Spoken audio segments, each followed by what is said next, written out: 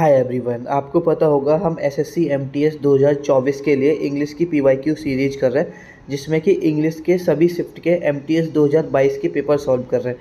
ये तीसरा पेपर है, मतलब कि 2 मई 2023 को जो 2022 वाले पेपर हुए थे उसका शिफ्ट 3 का पेपर है और इसमें हम सारे क्वेश्चन देखने वाले हैं। तो चलिए वीडियो को शुरू कर लेते हैं बिना टाइम वेस्ट किए।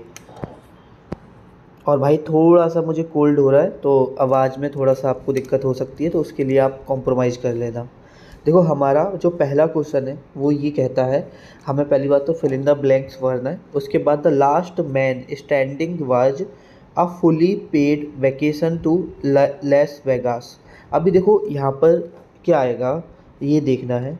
यहाँ पर 4 ऑप्शन है, एक है अप्रिसिएटेड, एक है डिस्कार्डेड, एक है रिवॉर्डेड, एक है अलॉटेड। तो देखो, मैं आपको पहले एक चीज़ बता देता हूँ। एप्रिसिएट का मतलब होता है किसी की तारीफ़ करना, ठीक है।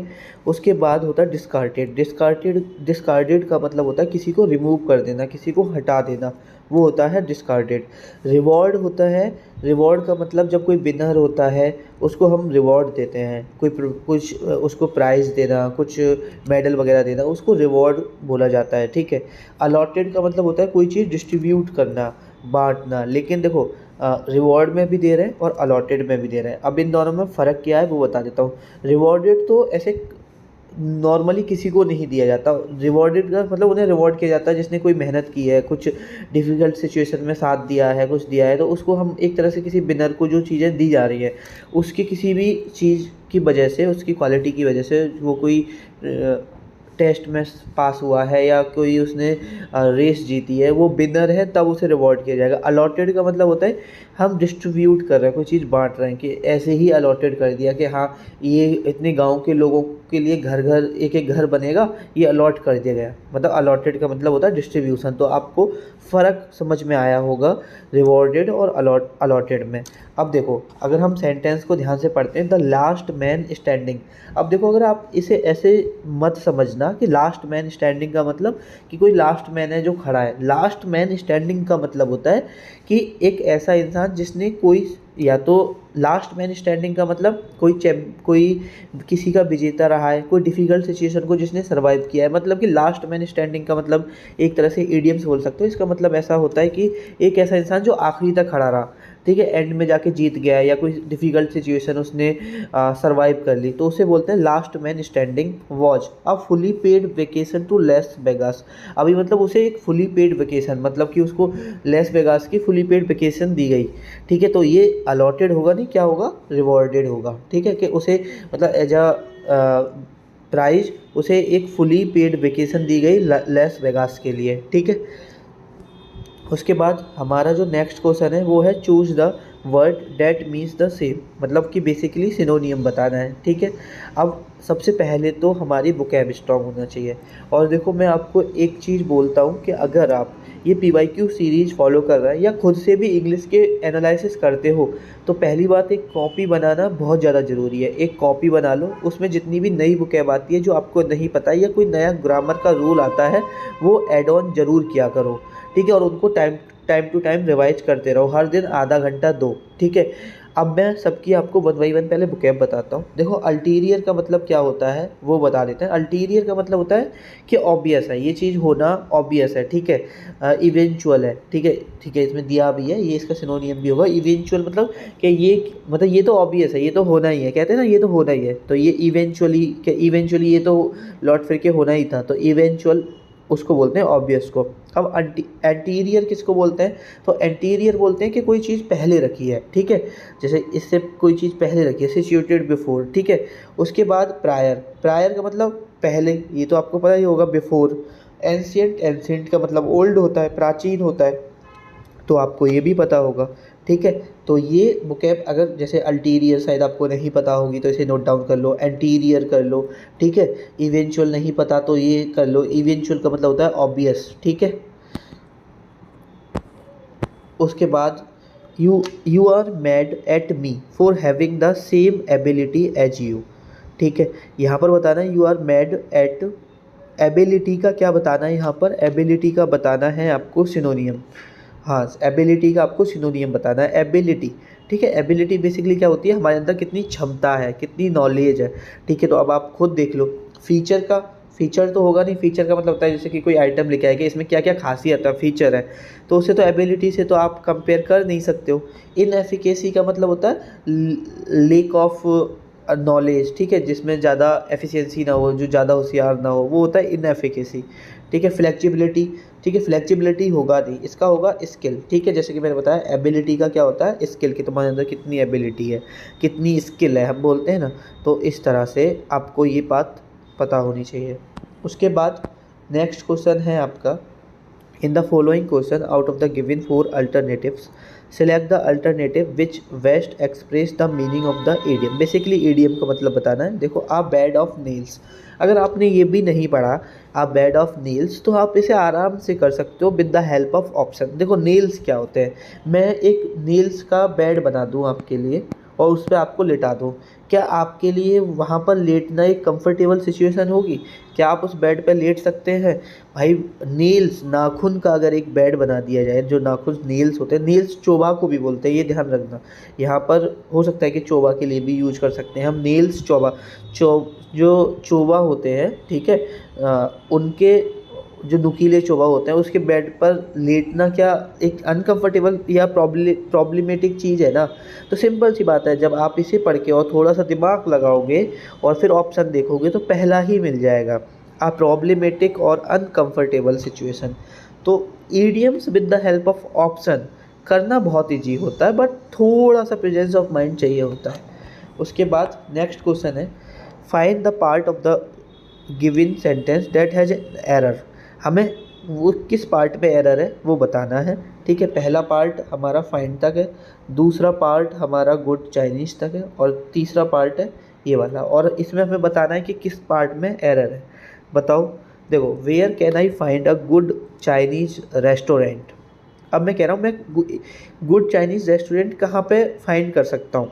ठीक है, अबाउट हेयर, अबाउट हेयर कोई सेंस बनता है अबाउट हेयर। देखो, इसमें कोई रूल नहीं है, इसमें जस्ट आपका एक तरह से देख रहे हैं कि आपकी सोचने की क्षमता, या आप कैसे, मैं सेंटेंस का अगर हिंदी में मतलब निकालूँ तो मतलब अबाउट हेयर नहीं बनेगा ना कि यहाँ पर, तो यहाँ के लिए क्या आएगा, अराउंड हेयर। तो अबाउट ना लेके अराउंड हेयर, वो कह रहा है कि यहाँ पर मैं एक गुड चाइनीज़ रेस्टोरेंट कैसे, मतलब फाइंड, कहाँ पर फाइंड कर सकता हूँ।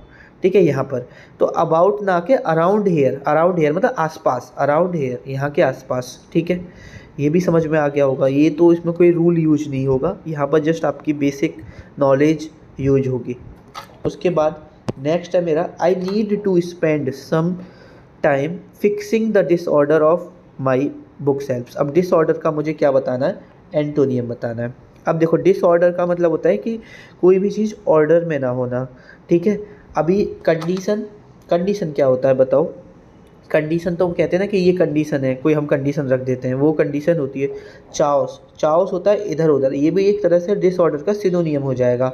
ठीक है, आप इसको लिख सकते हो कि चाओस का मतलब होता है इधर उधर बिखरा हुआ। ठीक है, चाओस मतलब, ठीक है, और चाउस का मतलब रख सकते हो डिसऑर्डर। डिसऑर्डर तो आपको पता होगा, प्लेग एक बीमारी होती है। ठीक है, रेगुलेट, तो यहाँ पर डिसऑर्डर का जो सिनोनियम होगा वो रेगुलेट होगा। ठीक है, कोई भी चीज़ को अच्छे से रेगुलेट करना, वो रेगुलेट हो गया।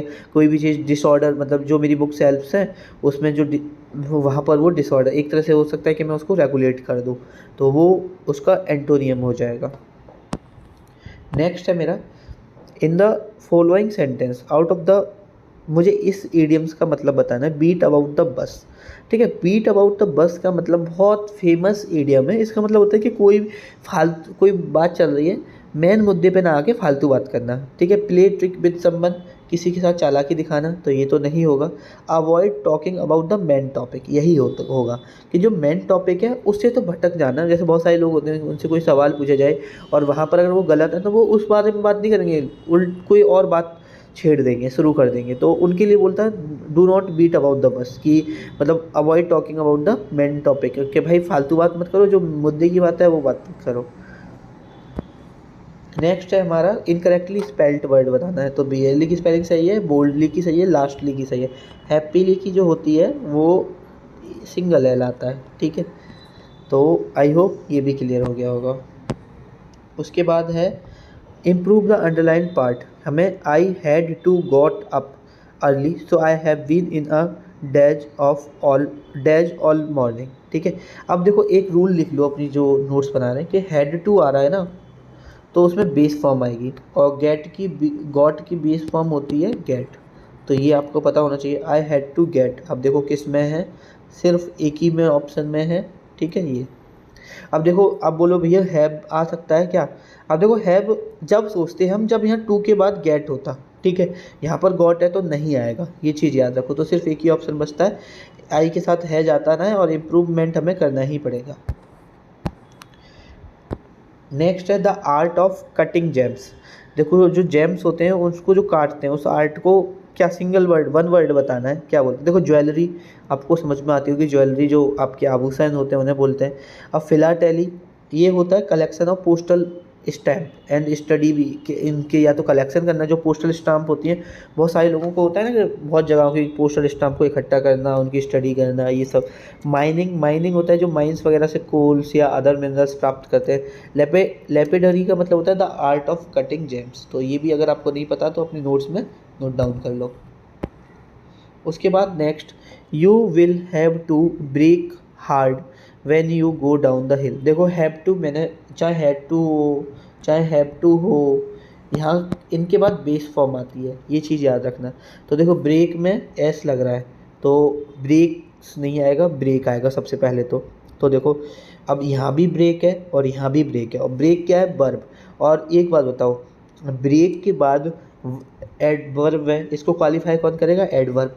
तो एडवर्ब के लिए क्या लगती है? L Y. लेकिन एक चीज़ याद रखना कि हार्ड का जो एडवर्ब होता है ना, वो हार्डली नहीं होता, वो हार्ड ही रहता है।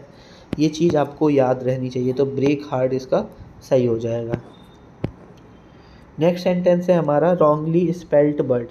ठीक है, अब देखो डेक्लिविटी सही है, डेकोरेस सही है, कॉस्मोपॉलिटन सही है। कॉपियस की स्पेलिंग जो होती है वो ये होती है। ठीक है, तो बेसिकली देखो जब आप नोट्स वगैरह बनाते हो, अगर आप इंग्लिश में बना रहे हो तो धीरे धीरे आपको समझ में आएंगी। ये चीज़ें पढ़ने की नहीं होती, ये जस्ट हमने पढ़ा है हम। और कभी कभी इसमें तो बहुत क्लोज ऑप्शन दे दिए, कहीं कहीं हमको साफ दिख जाता है कि इसमें एरर है। ठीक है, और ट्राई करो कि थोड़ा स्पेलिंग पे ध्यान दो अपनी, अगर आप इंग्लिश में नोट्स बना रहे हो तो। उसके बाद इट इज, ठीक है, अगर इसे लिखा हुआ है तो इसको बोलते हैं it is for someone to buy a product then containing no sugar.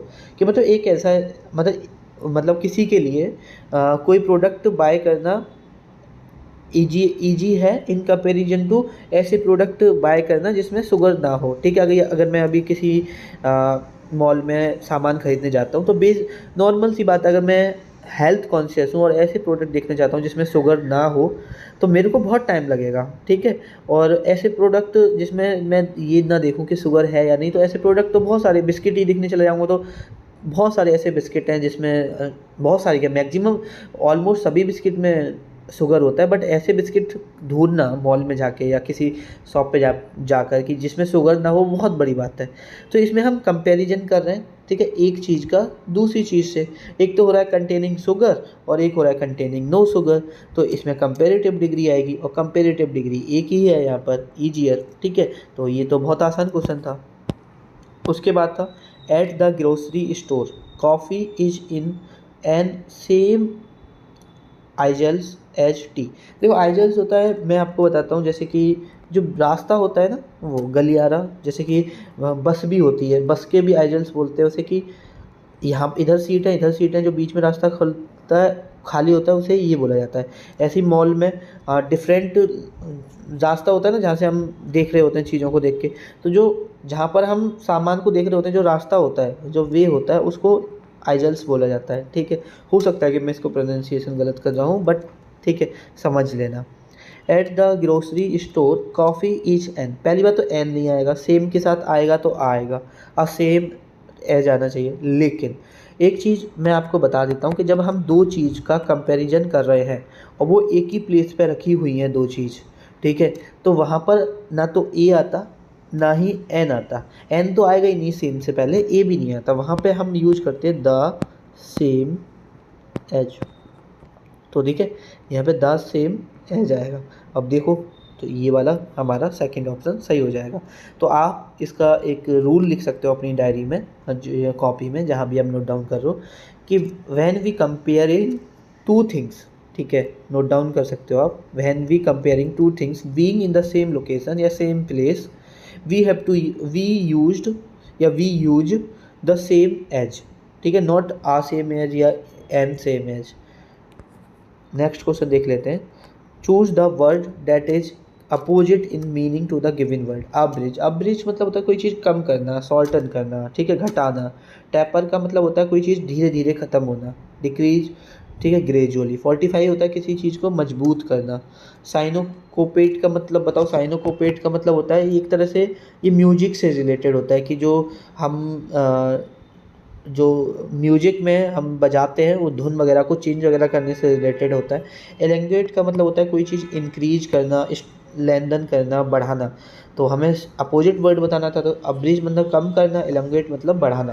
तो जो वर्ड नहीं आता वो नोट डाउन कर लो अपनी डायरी में। The sound made by frogs, तो देखो जो ट्रम्पेट होता है वो हाथी की आवाज़ होती है, जो मूव होता है वो काव की आवाज़ होती है, ठीक है, और जो क्रॉक होता है वो आपकी फ्रॉक की आवाज़ होती है, और जो रोअर होता है वो लार्ज एनिमल, दहाड़ना बोलते हैं, लार्ज एनिमल्स की आवाज़ होती है, जैसे आपका टाइगर हो गया, लॉयन हो गया, या कोई जो दहाड़ते हैं बड़े बड़े एनिमल, उनको रोअर बोला जाता है।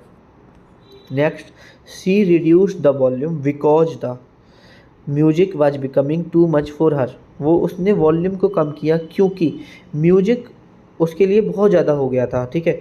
तो इसमें क्या आएगा, तो देखो constant, see reduced the volume because the constant मतलब लगातार म्यूजिक बज रहा था, वो उसके लिए बहुत ज़्यादा हो गया था, तो उसने आवाज़ कम करी, ठीक है। तो इसमें क्या आएगा, कांस्टेंट। नेक्स्ट है he was stable they met, तो वो स्टेबल था जब वो मिले। तो यहाँ पर देखो हैंस तो आएगा नहीं और लेस्ट आएगा नहीं, शुड के साथ लेस्ट आता है, इसे बाद में देखेंगे। लेकिन अब यहाँ पर व्हाइल दे मीट या व्हेन दे मीट, बहुत सारे बच्चे में से कुछ बच्चे कंफ्यूज हो सकते हैं कि व्हाइल लगाऊँ या व्हेन। तो देखो व्हाइल आता है ड्यूरेशन ऑफ टाइम के लिए, ठीक है। व्हाइल में जब लगाता, जब मैं कहता कि वो स्टेबल हुआ नहीं था, हो रहा था, वो प्रोग्रेस कर रहा था जब वो मिले थे, ठीक है, तो व्हाइल आता। लेकिन जब एक पॉइंट ऑफ टाइम के लिए वो स्टेबल था, ठीक है, जब वो मिले, तो यहाँ पर पॉइंट ऑफ टाइम के लिए क्या लगाऊंगा मैं, व्हेन। तो मेरा राइट आंसर क्या ये हो जाएगा, व्हेन,